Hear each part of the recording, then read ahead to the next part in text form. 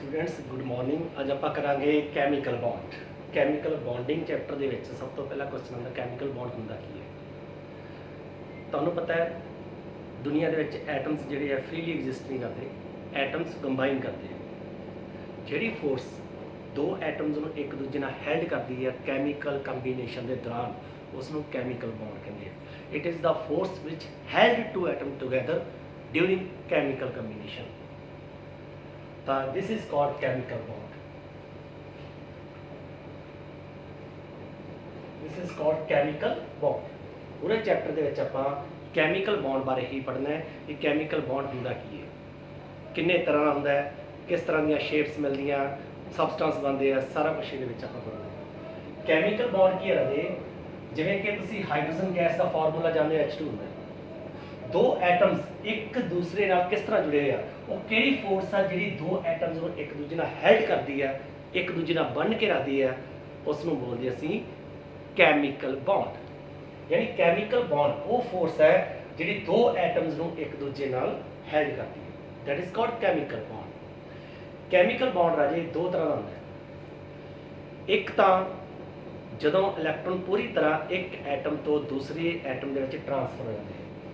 For example जिवें NaCl है, NaCl दे विच जिहड़ी कैमिकल बॉन्ड बन रहा है वो कंप्लीट ट्रांसफर ऑफ इलैक्ट्रॉन बन रहा है। The electron transfer from sodium to chlorine that is called ionic bond. उन्होंने असीं आयनिक बॉन्ड कहांगे। तो दूसरा हुंदा है म्यूचुअल शेयरिंग ऑफ इलैक्ट्रॉन्स, या कह सकते हैं कि जो दो atoms they which electron share हो जाते हैं, दो शेयर हो जाते हैं, चार शेयर हो जाते हैं, 6 शेयर हो जाते हैं, तो इस तरह के बॉन्ड नूं बोलदे कोवलेंट बॉन्ड। यानी कैमिकल बॉन्ड जिहड़े है वो दो तरह के होंदे हैं। एक तो ट्रांसफर ऑफ इलैक्ट्रॉन जिहड़े बनते हैं जिन्होंने आयनिक बॉन्ड कहते हैं, एक शेयरिंग ऑफ इलैक्ट्रॉन बनते हैं जिहदे कोवलेंट बॉन्ड आता है तो एक कोआर्डीनेट बॉन्ड आ जाता है। ठीक है, तो कैमिकल बॉन्ड पढ़ने वास्ते सब तो पहले आप आयनिक बॉन्ड बारे पढ़ते हैं, फिर आप कोवलेंट बॉन्ड बारे पढ़ांगे। हुण दसो आयनिक बॉन्ड की हुंदा है? आयनिक बॉन्ड आयनिक बॉन्ड की अंदर है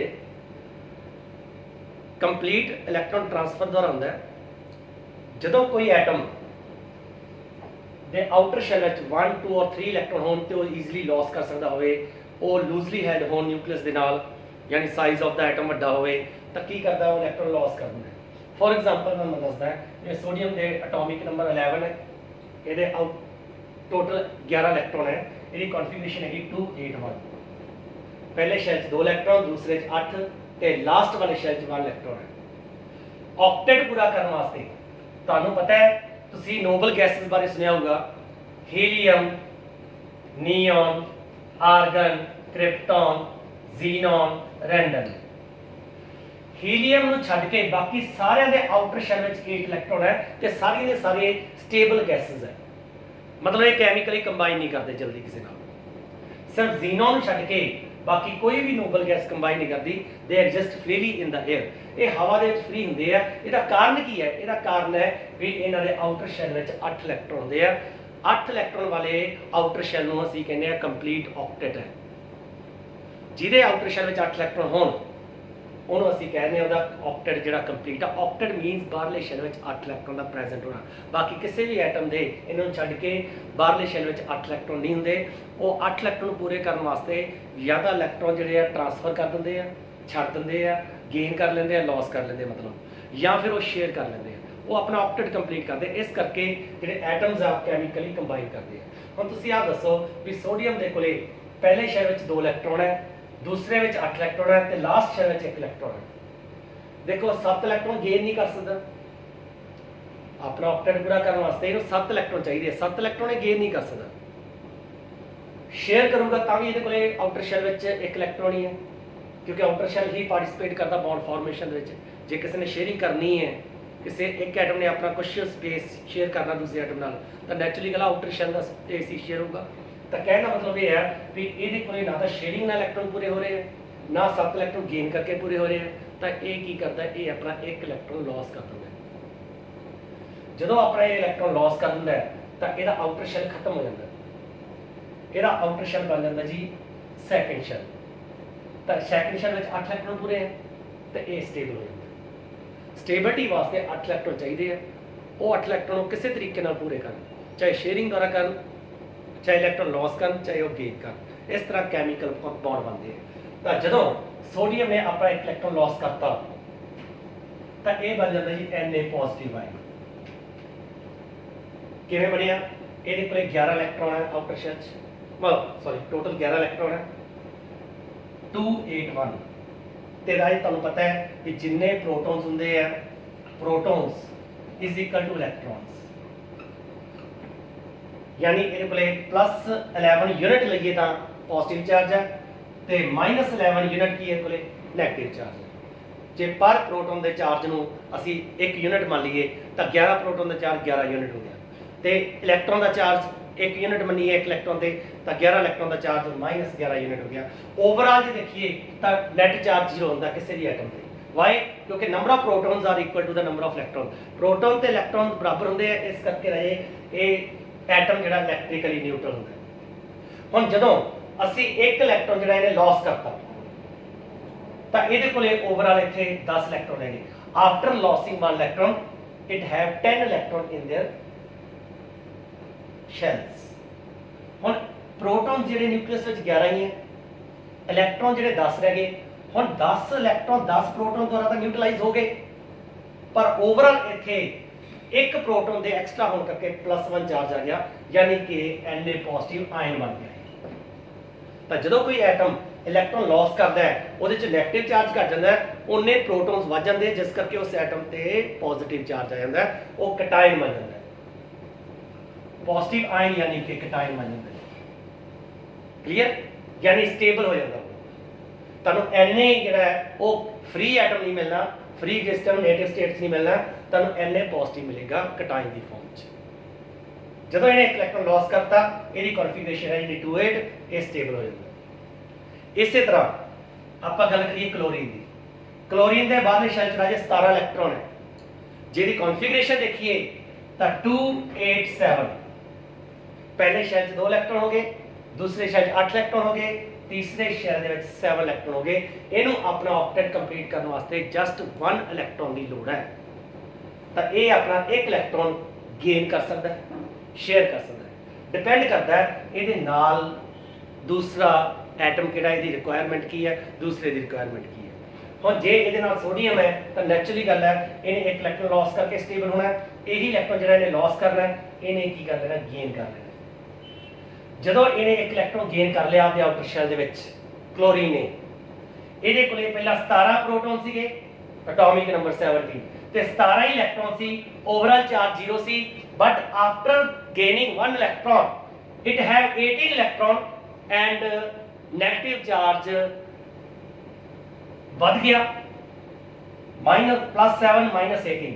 तो नेगेटिव चार्ज बढ़ गया due to gain of 1 electron. एक इलैक्ट्रॉन दे करके नेगेटिव चार्ज बढ़ गया क्योंकि एक्स्ट्रा इलैक्ट्रॉन ने गेन किया। प्रोटॉन्स और नहीं है, एक एक्स्ट्रा इलैक्ट्रॉन ने गेन कर लिया, जिस करके Cl पे आ जाएगा जी नेगेटिव, तो ये बन जाएगा ਤੁਹਾਡਾ अनायन, यानी कि नेगेटिव आयन। ओके, हुण ए भी स्टेबल हो गया, ए भी स्टेबल हो गया। ए इलैक्ट्रॉन लॉस करके स्टेबल हो गया, ए इलैक्ट्रॉन गेन करके ने आपके आउटर शेल में 8 इलैक्ट्रॉन पूरे कर लिए, यानी दोनों ने आपका ऑक्टेट पूरा कर लिया। हुण जदों उन्होंने अपना ऑक्टेट पूरा कर लिया तो उन्होंने राजे चार्ज आ गया ऑपोजिट चार्ज। ऑपोजिट चार्ज होने करके इन्हें एक फोर्स ऑफ अट्रैक्शन पैदा होगी due to opposite charge, that is called electrostatic force of attraction. मतलब Na पॉजिटिव आयन हुण Cl नेगेटिव आयन दे नाल अटैच हो जाएंगे, क्योंकि इत्थे पॉजिटिव चार्ज है, इहदे ते नेगेटिव चार्ज है, तो जिहड़ी फोर्स ऑफ अट्रैक्शन पैदा हुई उसका नाम हैगा electrostatic force of attraction. Electrostatic force of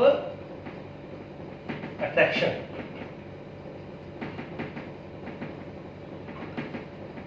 ते जिस जेड़ा बॉन्ड बनया NaCl विच उहनूं असीं कहंदे आयनिक बॉन्ड। ठीक है, आयनिक बॉन्ड जिहड़ा हुंदा हमेशा इलैक्ट्रॉन ट्रांसफर होंदा है। इलैक्ट्रॉन कित्थों ट्रांसफर होया? सोडियम तो Cl तक। इस तरीके नाल तुहाडा NaCl बन गया। हुण तुहानूं मैं आयनिक बॉन्ड दे कुछ होर एग्जांपल्स दे रिहा, वो ध्यान नाल सुणना। इस तो पहला तुहानूं मैं एग्जांपल देवां, तुहानूं मैं दस रहा लुइस डॉट सिंबल की हुंदा है। लुइस डॉट सिंबल की हुंदा है? किसी भी एटम के ਆਊਟਰ ਸ਼ੈਲ ਦੇ ਇਲੈਕਟ੍ਰੋਨ ਨੂੰ ਡਾਟ ਦੁਆਰਾ ਰਿਪਰੈਜ਼ੈਂਟ ਕਰ ਦਿਓ ਉਸ ਦੇ ਸਿੰਬਲ ਦੇ ਆਲੇ ਦੁਆਲੇ। ਜਿਵੇਂ ਸੋਡੀਅਮ ਦਾ ਸਿੰਬਲ ਜਿਹੜਾ ਹੁੰਦਾ ਹੈ Na ਹੁੰਦਾ, ਇਹਦੇ ਆਊਟਰ ਸ਼ੈਲ ਵਿੱਚ ਕਿੰਨੇ ਇਲੈਕਟ੍ਰੋਨ ਆ? ਓਨਲੀ 1 ਹੈ, ਤਾਂ 1 ਡਾਟ ਲਗਾ ਦਿਓ ਤਾਂ ਇਹ ਇਹਦਾ ਲੂਇਸ ਸਿੰਬਲ ਬਣ ਜਾਏਗਾ। ਦੇਖੋ ਮੈਗਨੀਸ਼ੀਅਮ ਐਟੋਮਿਕ ਨੰਬਰ ਇਹਦਾ ਕਿੰਨਾ ਹੁੰਦਾ? 12 282। ਆ ਤੁਹਾਡੇ ਪਹਿਲੇ ਸ਼ੈਲ 'ਚ ਇਹਦੇ 2 ਇਲੈਕਟ੍ਰੋਨ ਹੈ, ਸੈਕਿੰਡ ਸ਼ੈਲ 'ਚ 8 ਇਲੈਕਟ੍ਰੋਨ ਹੈ, ਲਾਸਟ ਵਾਲੇ ਸ਼ੈਲ ਯਾਨੀ ਆਊਟਰ ਸ਼ੈਲ 2 ਇਲੈਕਟ੍ਰੋਨ ਹੈ। ਤਾਂ 2 ਇਲੈਕਟ੍ਰੋਨਸ ਨੂੰ ਅਸੀਂ 2 ਡਾਟ ਦੁਆਰਾ ਇਸ ਤਰ੍ਹਾਂ ਰਿਪਰੈਜ਼ੈਂਟ ਕਰ ਦਾਂਗੇ ਤਾਂ ਇਹ ਇਹਦਾ ਲੂਇਸ ਡਾਟ ਸਿੰਬਲ ਹੋ ਗਿਆ। ਐਲੂਮੀਨੀਅਮ ਦੇ ਕੇਸ 'ਚ 3 ਇਲੈਕਟ੍ਰੋਨ ਹੁੰਦੇ ਆ ਆਊਟਰ ਸ਼ੈਲ 'ਚ, ਤਾਂ 3 ਡਾਟ ਲਾ ਦਾਂਗੇ। ਸਭ ਤੋਂ ਪਹਿਲਾਂ ਸਿੰਗਲ ਡਾਟ ਕਰਕੇ 4 ਲਾ ਦੇਣੇ ਹੈ, ਉਸ ਤੋਂ ਬਾਅਦ ਇਹਦੀ ਪੇਅਰਿੰਗ ਬਣਾ ਦੇਣੀ ਸੀ। ਫੋਰ ਐਗਜ਼ਾਮਪਲ ਜਿਵੇਂ Cl ਹੈ, Cl ਦੇ ਆਊਟਰ ਸ਼ੈਲ ਵਿੱਚ 7 ਇਲੈਕਟ੍ਰੋਨ ਹੁੰਦੇ ਆ, 1 2 3 4 5 6 ਐਂਡ 7। ਆ ਤੁਹਾਡਾ ਲੂਇਸ ਡਾਟ ਸਿੰਬਲ ਹੋ ਗਿਆ Cl ਐਟਮ ਦਾ। ਤਾਂ ਕਿਸੇ ਦਾ ਵੀ ਲੂਇਸ ਡਾਟ ਸਿੰਬਲ ਲਿਖਣਾ ਹੋਵੇ ਤਾਂ ਤੁਸੀਂ ਇਲੈਕਟ੍ਰੋਨ ਉੱਪਰ ਡਾਟ ਦੁਆਰਾ ਰਿਪਰੈਜ਼ੈਂਟ ਕਰਨੇ ਹੈ। 1 ਡਾਟ ਮੀਨਸ 1 ਇਲੈਕਟ੍ਰੋਨ। ਇਸ ਤਰ੍ਹਾਂ ਲੂਇਸ ਸਿੰਬਲ ਲਿਖਿਆ ਜਾਊਗਾ। ਹੁਣ ਇਸੇ ਦੀ ਹੈਲਪ ਦੇ ਨਾਲ ਤੁਹਾਨੂੰ ਮੈਂ ਕੁਝ ਕੰਪਾਊਂਡਸ ਦੇ ਆਇਨਿਕ ਬੌਂਡ ਦੱਸਣ ਲੱਗਾ, ਤੁਸੀਂ ਉਹਨੂੰ ਧਿਆਨ ਨਾਲ ਨੋਟ ਕਰ ਲਿਓ, ਠੀਕ ਹੈ। ਸਭ ਤੋਂ ਪਹਿਲਾਂ ਮੈਂ NaCl ਦਾ ਦੱਸਦਾ। ਸੋਡੀਅਮ ਜਿਹਦਾ ਐਟੋਮਿਕ ਨੰਬਰ 11 ਹੈ ਰਾਜੇ, ਇਲੈਕਟ੍ਰੋਨਿਕ ਕਨਫੀਗਰੇਸ਼ਨ ਜਿਹੜੀ ਇਹਦੀ 281 ਹੈ, ਯਾਨੀ ਇਹਦੇ ਆਊਟਰ ਸ਼ੈਲ 'ਚ 1 ਇਲੈਕਟ੍ਰੋਨ ਹੋ ਗਿਆ। ਇਸੇ ਤਰ੍ਹਾਂ Cl ਦੇ ਆਊਟਰ ਸ਼ੈਲ 1 2 3 4 5 6 7 ਇਲੈਕਟ੍ਰੋਨ ਹੋ ਗਏ। ਕੀ ਹੁੰਦਾ ਹੈ, ਆਪਣਾ ਆਕਟੇਟ ਪੂਰਾ ਕਰਨ ਵਾਸਤੇ ਆਹ ਇਲੈਕਟ੍ਰੋਨ ਜਿਹੜਾ ਟ੍ਰਾਂਸਫਰ ਹੋ ਜਾਂਦਾ ਇਹ ਇੱਥੇ, ਜਿਹਦੇ ਕਰਕੇ Na ਤੁਹਾਡਾ ਪੋਜ਼ਿਟਿਵ ਬਣ ਜਾਂਦਾ ਹੈ ਤੇ Cl ਤੁਹਾਡਾ ਨੈਗੇਟਿਵ ਬਣ ਜਾਂਦਾ ਹੈ, ਤੇ ਤੁਹਾਡੇ ਕੋਲ ਇੱਕ ਕੰਪਾਊਂਡ ਮਿਲ ਗਿਆ ਜੀ, ਆਇਨਿਕ ਕੰਪਾਊਂਡ NaCl। ਹੁਣ ਤੁਹਾਨੂੰ ਮੈਂ ਸੈਕਿੰਡ ਐਗਜ਼ਾਮਪਲ ਦੇਣ ਜਾ ਰਿਹਾ, ਮੈਗਨੀਸ਼ੀਅਮ ਕਲੋਰਾਈਡ ਦੀ MgCl2। ਹੁਣ ਇਹਦਾ ਫਾਰਮੂਲਾ MgCl2 ਕਿਵੇਂ ਬਣਿਆ ਉਹ ਤੁਹਾਨੂੰ ਮੈਂ ਵੈਸੇ ਫਾਰਮੂਲੇ ਪਹਿਲਾਂ ਵੀ ਕਰਵਾ ਚੁੱਕੇ ਹਾਂ। ਮੈਗਨੀਸ਼ੀਅਮ ਇੱਕ ਡਾਈਵੈਲੈਂਟ ਆਇਨ ਹੈ। ਮੈਗਨੀਸ਼ੀਅਮ ਦੇ ਬਾਹਰਲੇ ਸ਼ੈਲ ਵਿੱਚ 2 ਇਲੈਕਟ੍ਰੋਨ ਆ ਰਹੇ। ਕਲੋਰੀਨ ਦੇ ਬਾਹਰਲੇ ਸ਼ੈਲ ਵਿੱਚ 7 ਇਲੈਕਟ੍ਰੋਨ ਹੈ। ਇਹ ਸਟੇਬਲ ਹੋਏਗਾ ਜੇ ਆਪਣੇ ਦੋਨੋਂ ਇਲੈਕਟ੍ਰੋਨ ਲਾਸ ਕਰੇਗਾ, ਬਟ ਇਹ ਸਟੇਬਲ ਹੋਏਗਾ ਇੱਕ ਗੇਨ ਕਰਕੇ। ਹੁਣ ਰੌਲਾ ਇਹ ਪੈ ਗਿਆ ਵੀ ਇਹ ਇੱਕ ਮੈਗਨੀਸ਼ੀਅਮ ਤੋਂ ਇੱਕ ਹੀ ਇਲੈਕਟ੍ਰੋਨ ਗੇਨ ਕਰ ਸਕਦਾ, ਇੱਕ ਇਲੈਕਟ੍ਰੋਨ ਤਾਂ ਇੱਧਰ ਟ੍ਰਾਂਸਫਰ ਹੋ ਗਿਆ ਤਾਂ ਦੂਸਰਾ ਇਲੈਕਟ੍ਰੋਨ ਜੇ ਪਿਆ, ਤਾਂ ਇਸ ਕਰਕੇ ਇਹਨੂੰ ਇੱਕ Cl ਐਟਮ ਦੀ ਹੋਰ ਲੋੜ ਪਏਗੀ। ਤਾਂ ਦੂਸਰੇ Cl ਐਟਮ ਦੇ ਨਾਲ ਇਹ ਆਪਣਾ ਇਲੈਕਟ੍ਰੋਨ ਦੂਸਰਾ ਦੇ ਨਾਲ ਉੱਤੇ ਟ੍ਰਾਂਸਫਰ ਕਰ ਦੇਗਾ।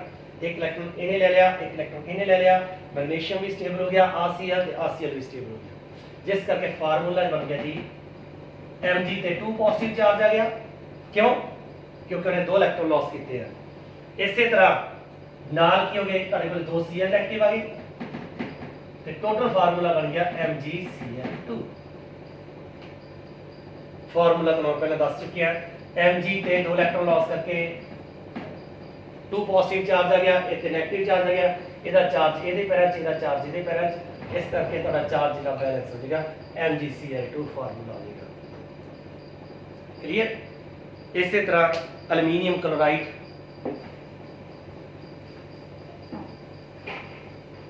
ਐਲੂਮੀਨੀਅਮ ਕਲੋਰਾਈਡ, ਐਲੂਮੀਨੀਅਮ ਜਿਹਦੇ ਆਊਟਰ ਸ਼ੈਲ ਵਿੱਚ 3 ਇਲੈਕਟ੍ਰੋਨ ਆ ਜੀ। ਆ ਦੇਖੋ 3 ਇਲੈਕਟ੍ਰੋਨ ਹੈ। ਮੈਂ ਇੱਥੇ ਇਲੈਕਟ੍ਰੋਨ ਲਿਖ ਰਿਹਾ ਕਿਉਂਕਿ ਉੱਪਰ ਮੈਂ Cl ਐਟਮ ਲਿਖਣ ਦੇ ਕਾਬਿਲ ਨਹੀਂ ਹੈਗਾ। ਇੱਥੇ ਆਪਾਂ ਕਲੋਰੀਨ ਲਿਖ ਲਿਆ 1 2 3 4 5 6 7। ਇੱਥੇ ਕਲੋਰੀਨ ਲਿਖ ਲਿਆ 1 2 3 4 5 6 7। ਇੱਥੇ ਕਲੋਰੀਨ ਲਿਖ ਲਿਆ 1 2 3 4 5 6 7। ਆ ਇਲੈਕਟ੍ਰੋਨ ਇੱਧਰ ਲਾਸ ਕਰਤਾ ਇਹਨੇ, ਆ ਇਲੈਕਟ੍ਰੋਨ ਇੱਧਰ ਲਾਸ ਕਰਤਾ, ਆ ਇਲੈਕਟ੍ਰੋਨ ਇੱਧਰ ਲਾਸ ਕਰਤਾ। ਐਲੂਮੀਨੀਅਮ ਨੇ ਆਪਣੇ 3 ਇਲੈਕਟ੍ਰੋਨ ਵੀ ਲਾਸ ਕਰਤੇ, ਠੀਕ ਹੈ। ਕਲੋਰੀਨ ਜਿਹੜਾ ਕਿ ਜਿਹਨੂੰ 1 ਇਲੈਕਟ੍ਰੋਨ ਦੀ ਲੋੜ ਸੀ ਉਹਨੇ ਗੇਨ ਕਰ ਲਏ ਤੇ 3 ਕਲੋਰੀਨ ਦੀ ਆਪਾਂ ਲੋੜ ਸੀ। Al3 ਪੋਜ਼ਿਟਿਵ ਆਇਨ ਬਣ ਗਿਆ 3 ਇਲੈਕਟ੍ਰੋਨ ਲਾਸ ਕਰਕੇ, Cl ਨੈਗੇਟਿਵ ਬਣ ਗਿਆ। ਕਿੰਨੇ Cl ਆ? 3 ਹੈ। ਇਹਦਾ ਚਾਰਜ ਇਹਦੇ ਪੈਰਾਂ 'ਚ, ਇਹਦਾ ਚਾਰਜ ਇਹਦੇ ਪੈਰਾਂ 'ਚ ਲਾਉਂਗੇ ਤੁਹਾਡੇ ਕੋਲ ਫਾਰਮੂਲਾ ਬਣ ਗਿਆ ਜੀ AlCl3। This is your aluminium chloride. Magnesium oxide, this is also a ionic compound. Magnesium ਦੇ ਆਊਟਰ ਸ਼ੈਲ ਵਿੱਚ ਰਾਜੇ 2 ਇਲੈਕਟ੍ਰੋਨ ਹੈ ਤੇ ਆਕਸੀਜਨ ਦੇ ਆਊਟਰ ਸ਼ੈਲ ਵਿੱਚ 6 ਇਲੈਕਟ੍ਰੋਨ ਹੈ। ਹੁਣ 6 ਹੈ, ਇਹਨੂੰ 2 ਲਾਸ ਕਰਨੇ, ਇਹਨੇ 2 ਗੇਨ ਕਰਨੇ ਆਕਟੇਟ ਪੂਰਾ ਕਰਨ ਵਾਸਤੇ। ਇਸ ਕਰਕੇ ਇਹਨੂੰ ਹੋਰ ਐਟਮ ਦੀ ਲੋੜ ਨਹੀਂ। ਇਹ ਦੋਨੋਂ ਇਲੈਕਟ੍ਰੋਨ ਜਿਹੜਾ ਮੈਗਨੀਸ਼ੀਅਮ ਇਸੇ ਆਕਸੀਜਨ ਨੂੰ ਲਾਸ ਕਰ ਦੇਗਾ ਤੇ ਤੁਹਾਡੇ ਕੋਲ ਇਹ ਬਣ ਜਾਏਗਾ Mg2 ਪੋਜ਼ਿਟਿਵ, ਆਕਸੀਜਨ 2 ਨੈਗੇਟਿਵ ਹੈ। ਤੇ ਦੋਨੋਂ ਇਲੈਕਟ੍ਰੋਸਟੈਟਿਕ ਫੋਰਸ ਨਾਲ ਜੁੜ ਜਾਣਗੇ, ਚਾਰਜ ਜਿਹੜੇ ਬਰਾਬਰ ਹੋਣ ਕਰਕੇ ਕੈਂਸਲ ਹੋ ਜਾਣਗੇ, ਫਾਰਮੂਲਾ ਬਣ ਜਾਏਗਾ MgO। ਤਾਂ ਇਹ ਸੀ ਰਾਜੇ ਆਇਨਿਕ ਕੰਪਾਊਂਡਸ। ਕੁਛ ਆਇਨਿਕ ਕੰਪਾਊਂਡ ਬਾਰੇ ਤੁਹਾਨੂੰ ਮੈਂ ਡਿਟੇਲ ਚ ਦੱਸਦਾ ਕਿ ਆਇਨਿਕ ਕੰਪਾਊਂਡ ਕਿਵੇਂ ਹੁੰਦੇ ਆ, ਆਇਨਿਕ ਬੌਂਡ ਦੁਆਰਾ ਬਣਦੇ ਆ।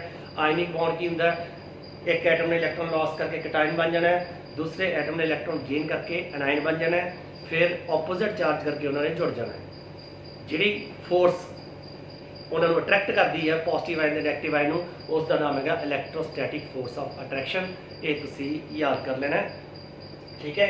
हुण तुहानूं मैं फैक्टर्स दस्सण लग्या कि आयनिक कंपाउंड्स वास्ते फैक्टर्स की है, किहड़े रिस्पोंसिबल है जिन्हां नाल वो आयनिक कंपाउंड बन जाते। Number 1,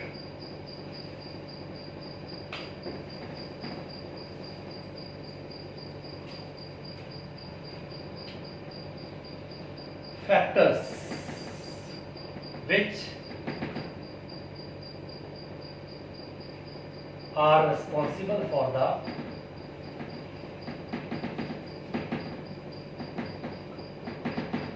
ionic bond। Factors which are responsible for the ionic bond। तो सब तो पहले नंबर पे आपको याद रहे आयोनाइजेशन एनर्जी, या आजकल इन्हों आयोनाइजेशन एंथैल्पी कह देंगे हैं। एंथैल्पी मीन्स ਤੁਹਾਡੀ हीट एनर्जी, ठीक है। आयोनाइजेशन एंथैल्पी ये फैक्टर किवें रिस्पोंसिबल है? देखो आयोनाइजेशन एंथैल्पी की होंदी है, ਤੁਹਾਨੂੰ मैं 3rd चैप्टर ਦੇ ਵਿੱਚ ਕਰਵਾਇਆ ਸੀਗਾ क्लासिफिकेशन वाले च, क्लासिफिकेशन ऑफ एलिमेंट पीरियोडिसिटी ਦੇ ਵਿੱਚ। फिर आयोनाइजेशन एंथैल्पी की होंदी है? It is the energy required to remove outermost electron from an isolated atom. किसी भी एटम के आउटर शैल विचों इलैक्ट्रॉन नूं कड्ढण वास्ते इहनूं असीं बाहर कड्ढना है, लॉस करना इलैक्ट्रॉन। जदों इहने इलैक्ट्रॉन लॉस करना है तो असीं इहदे न्यूक्लियस ते इलैक्ट्रॉन की अट्रैक्शन तो रोकनी। देखो ये इलैक्ट्रॉन बाइंड होया वा किहदे नाल? अपने ही एटम के न्यूक्लियस नाल। न्यूक्लियस ते पॉजिटिव चार्ज, इलैक्ट्रॉन ते नेगेटिव चार्ज, दोनों ने अट्रैक्ट किया एटम। ये बाइंडिंग फोर्स होंदी है। इनू तोड़न वास्ते जितनी एनर्जी चाहिए है that is called ionisation energy. It is the energy required to remove the electron from the outer shell of an isolated atom. किसी भी आइसोलेटेड एटम जो इलैक्ट्रॉन कड्ढण वास्ते जी एनर्जी चाहिए that is called ionisation energy. हुण depend करता है आयोनाइजेशन एनर्जी की वैल्यू ते आयनिक बॉन्ड किस तरह डिपेंड करता है। आयनिक बॉन्ड किस तरह डिपेंड करता है आयोनाइजेशन एनर्जी की वैल्यू ते। देखो एक एटम ने इलैक्ट्रॉन लॉस करना, दूसरे ने गेन करना। हुण जो एटम दा इलैक्ट्रॉन इन्नी नेड़े होएगा, for example in case of lithium, hydrogen वाला lithium, sodium, potassium, rubidium, caesium, जिवें जिवें नीचे जाते साइज वड्डा हो जाता है। मान लो आ लिथियम का एटम आ सोडियम का साइज है, तो लिथियम का इलैक्ट्रॉन जो है वो ज़्यादा नेड़े है न्यूक्लियस के। Distance between the nucleus and electron is very very small. Nucleus के इलैक्ट्रॉन के विचकार का डिस्टेंस बहुत घट होने करके बहुत ज़्यादा एनर्जी चाहिए इनू रिमूव करने वास्ते। तो ज़्यादा एनर्जी रिमूव करने वास्ते चाहिए है, वो एनर्जी जी है वो कई बार कॉम्पनसेट नहीं होंगी लैटिस एनर्जी नाल ते इलैक्ट्रॉन गेन थैरेपी नाल, जिस करके वो इलैक्ट्रॉन लॉस करने दे एबल नहीं होंदा। तां rather to loss electron sharing of electron takes place, मतलब उत्थे शेयरिंग हो जाती है। इस करके लिथियम के कंपाउंड जिहड़े होंदे आ वो ज़्यादातर कोवलेंट भी होंदे। Covalent mean sharing of electron द्वारा भी होंदे। तो आयनिक बॉन्ड वास्ते जरूरी ये है कि इलैक्ट्रॉन का डिस्टेंस दूर हो, यानी साइज वड्डा हो, ताकि उन्हें तोड़न वास्ते घट एनर्जी चाहिए हो। तो जिन्नी आयोनाइजेशन थैरेपी लो होएगी उन्नी ईजिली इलैक्ट्रॉन लॉस कर सकता, कैटायन कर सकता है। जिन्नी वो जल्दी लॉस करेगा उन्नी जल्दी दूसरा एटम उन्हें गेन करेगा। यानी मैं गेन करना, मान लो मेरे को 7 इलैक्ट्रॉन है, मैं 1 इलैक्ट्रॉन गेन करना है, तो मैं गेन ता करूँगा जे कोई मैंने लॉस करने वाला भी हो। जे मैं उसका मैं एक एटम है, मैं इलैक्ट्रॉन गेन करना आपके आउटर शेल और दूसरे एटम तो मैं इलैक्ट्रॉन लेना है, तो मेरे इन्नी पावर तो होवे मैं वो न्यूक्लियस तो वह इलैक्ट्रॉन लै सका, छीन सका। उस मीनस जिन्ना इलैक्ट्रॉन उत्थे लूजली हैल्ड होएगा ਨਿਊਕਲੀਅਸ ਤੋਂ ਦੂਰ ਹੋਏਗਾ, ਨਿਊਕਲੀਅਸ ਨਾਲ ਉਹਦੀ ਅਟਰੈਕਸ਼ਨ ਘੱਟ ਹੋਏਗੀ, ਉਨੀ ਈਜ਼ੀਲੀ ਮੈਂ ਉਹ ਇਲੈਕਟ੍ਰੋਨ ਗੇਨ ਕਰ ਸਕਦਾ ਤੇ ਉਹ ਲਾਸ ਕਰ ਸਕਦਾ। ਇਸ ਤਰ੍ਹਾਂ ਫਿਰ ਆਇਨਿਕ ਬੌਂਡ ਬਣੇਗਾ। ਜਦੋਂ ਇਲੈਕਟ੍ਰੋਨ ਟ੍ਰਾਂਸਫਰ ਹੋਇਆ ਤਾਂ ਆਇਨਿਕ ਬੌਂਡ ਬਣਨਾ। ਤਾਂ ਆਇਨਿਕ ਬੌਂਡ ਵਾਸਤੇ ਆਇਓਨਾਈਜੇਸ਼ਨ ਥੈਰੇਪੀ ਜਿਹੜੀ ਹੈ ਉਹ ਬਹੁਤ ਹੀ ਘੱਟ ਹੋਣੀ ਚਾਹੀਦੀ ਹੈ। ਪਹਿਲਾ ਫੈਕਟਰ ਹੋ ਗਿਆ। lower is the ionization therapy value, higher is the chance to form ionic bond, ਉਹਨਾਂ ਹੀ ਆਇਨਿਕ ਬੌਂਡ ਦਾ ਚਾਂਸ ਵੱਧਦਾ ਜਾਂਦਾ ਹੈ। ਦੂਸਰੀ ਗੱਲ, ਦੂਸਰਾ ਫੈਕਟਰ ਹੈਗਾ electron gain in therapy. Electron gain in therapy. It is the energy released when incoming electron enters in the outer shell of an isolated atom. ਜਦੋਂ ਇੱਕ ਐਟਮ ਚੋਂ ਇਲੈਕਟ੍ਰੋਨ ਆਪਾਂ ਕੱਢ ਰਹੇ ਹਾਂ, ਦੂਸਰੇ ਐਟਮ ਦੇ ਵਿੱਚ ਉਹਨੂੰ ਅਸੀਂ ਵਾੜਨਾ ਹੈ। ਮੀਨਸ ਇਧਰੋਂ ਇਲੈਕਟ੍ਰੋਨ ਲਾਸ ਹੋਏਗਾ, ਇਧਰ ਗੇਨ ਹੋ ਜਾਏਗਾ। ਤਾਂ ਇਧਰੋਂ ਅਟਰੈਕਸ਼ਨ ਤੋੜਨੀ ਹੈ, એનર્ਜੀ ਚਾਹੀਦੀ ਹੈ। ਇਧਰ ਅਟਰੈਕਸ਼ਨ ਨਵੀਂ ਬਣ ਰਹੀ ਹੈ ਇਸ ਇਲੈਕਟ੍ਰੋਨ ਨਾਲ, ਇਨਕਮਿੰਗ ਇਲੈਕਟ੍ਰੋਨ ਨਾਲ, ਤਾਂ ਇੱਥੇ એનર્ਜੀ ਰਿਲੀਜ਼ ਹੁੰਦੀ ਹੈ। ਜਿੰਨੀ ਜ਼ਿਆਦਾ એનર્ਜੀ ਰਿਲੀਜ਼ ਹੋਏਗੀ ਉਹੀ એનર્ਜੀ ਇਹਨੂੰ ਤੋੜੇਗੀ। ਮੀਨਸ ਜਿੰਨੀ ਤੁਹਾਡੀ ਇਲੈਕਟ੍ਰੋਨ ਗੇਨ ਥੈਰੇਪੀ ਹਾਈ ਹੋਏਗੀ ਉਹ ਆਇਓਨਾਈਜੇਸ਼ਨ ਥੈਰੇਪੀ ਨੂੰ ਆਸਾਨੀ ਨਾਲ ਕੰਪਨਸੇਟ ਕਰ ਸਕਦੀ ਹੈ।